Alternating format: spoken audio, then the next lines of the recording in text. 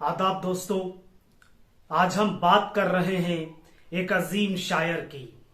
जी हाँ, वही अजीम शायर जिसने फिल्मी दुनिया में, मुशायरों की दुनिया में, उर्दू दुनिया में और पूरी दुनिया में अपनी जबान, अपने नगमे और अपनी शायरी का डंका बजाया। हम बात करेंगे आज अब्दुल हई की। जी हाँ, वही अब्दुल हई जिसे पूरी दुनिया साहिर लुधियानवी के नाम से जानती है। साहिर साहब का जन्म लुधियाना में 8 मार्च 1921 को हुआ था। साहिर साहब के बारे में आप सभी लोग जानते हैं कि उनका बचपन बहुत ही दर्द और बहुत ही दुख, बहुत ही तकलीफों में बीता है। साहिर साहब ने कभी कहा था कि मैं पल दो पल का शायर हूँ, पल दो पल मेरी कहानी है, पल दो पल मेरी हस्ती है, पल दो पल मेरी जवानी है। साहिर साहब पल दो पल के शायर नहीं थे। साहिर साहब तो सदियों के शायर थे। साहिर साहब के नगमे, साहिर साहब की शायरी आने वाली सदियां पढ़ेंगी। सदियों तक साहिर साहब के नगमे याद रखे जाएंगे। उनकी गजलों को लोग गुनगुनाते रहेंगे। आने वाली नस्लें साहिर साहब को पढ़ के बहुत कुछ सीखेंगी और उन्हें सीखने का मौका मिलेगा।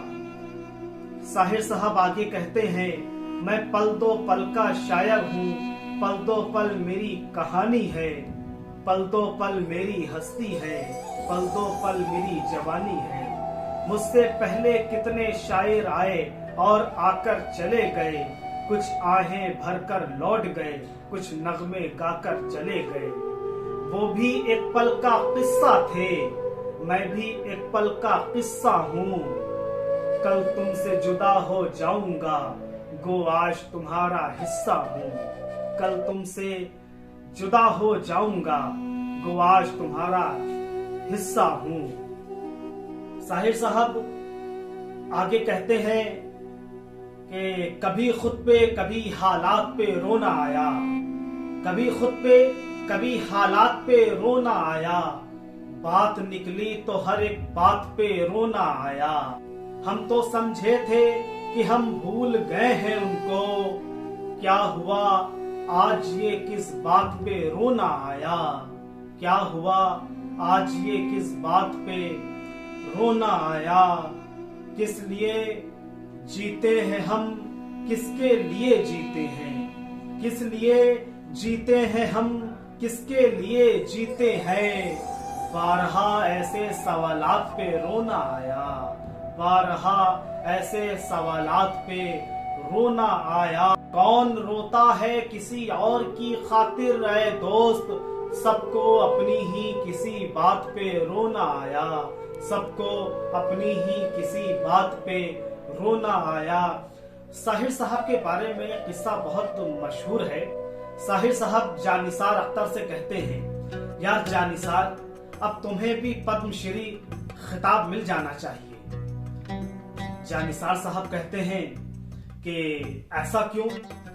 तो साहिर साहब कहते हैं कि अब मुझसे अकेले ये जिल्लत बर्दाश्त नहीं होती है। साहिर साहब के बहुत ही खूबसूरत से और भी किस्से हैं, लेकिन उन किस्सों के अलावा आइए साहिर साहब की एक गजल और आपके सामने मैं हाजिर करता हूँ। ये जुल्फ अगर खुल के बिखर जाए तो अच्छा, इस रात की तकदीर संवर जाए तो अच्छा, इस रात की तकदीर संवर जाए तो अच्छा। जिस तरह से थोड़ी सी तेरे साथ कटी है, जिस तरह से थोड़ी सी तेरे साथ कटी है, बाकी भी उसी तरह गुजर जाए तो अच्छा, बाकी भी उसी तरह गुजर जाए तो अच्छा। दुनिया की निगाहों में भला क्या है बुरा क्या, ये बोझ अगर दिल से उतर जाए तो अच्छा, ये बोझ अगर दिल से उतर जाए तो अच्छा। वैसे तो तुम्ही ने मुझे बर्बाद किया है, वैसे तो तुम्ही ने मुझे बर्बाद किया है, इल्जाम किसी और के सर जाए तो अच्छा, इल्जाम किसी और के सर जाए तो अच्छा। साहिर साहब की शायरी से साहिर साहब के आप दर्द का अंदाजा लगा सकते हैं। साहिर साहब के बारे में आप लोग जानते होंगे कि साहिर साहब अमृता प्रीतम से बेइंतहा मोहब्बत करते थे, लेकिन किस्मत को शायद कुछ और ही मंजूर था। साहिर साहब अमृता से प्यार करते थे, लेकिन अमृता प्रीतम की शादी किसी और से हो गई और साहिर साहब की शादी किसी और से हो गई। साहिर साहब इस तरह भी 4 मिसरे कहते हैं, जहां जहां तेरी नजरों की ओस टपकी है, वहां वहां से अभी तक गुबार उठता है। जहां जहां से तेरी नजरों की ओस टपकी है, वहां वहां से अभी तक गुबार उठता है।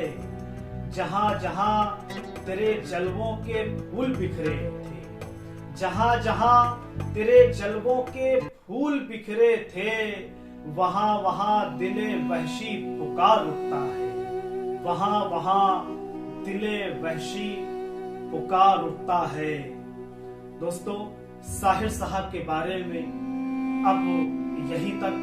अब अपने दोस्त अमीर फैसल को दीजिए इजाजत। अगर आप किसी और शायर के बारे में जानना चाहते हैं और उसकी गजलें सुनना चाहते हैं तो कमेंट बॉक्स में मुझे उसका नाम दीजिए। मैं जरूर आपकी ख्वाहिश पूरी करूंगा और उस शायर का कलाम आप तक पहुंचाने की पूरी कोशिश करूंगा। तब तक इजाजत दीजिए। खुदा हाफिज, शब खैर, नमस्कार।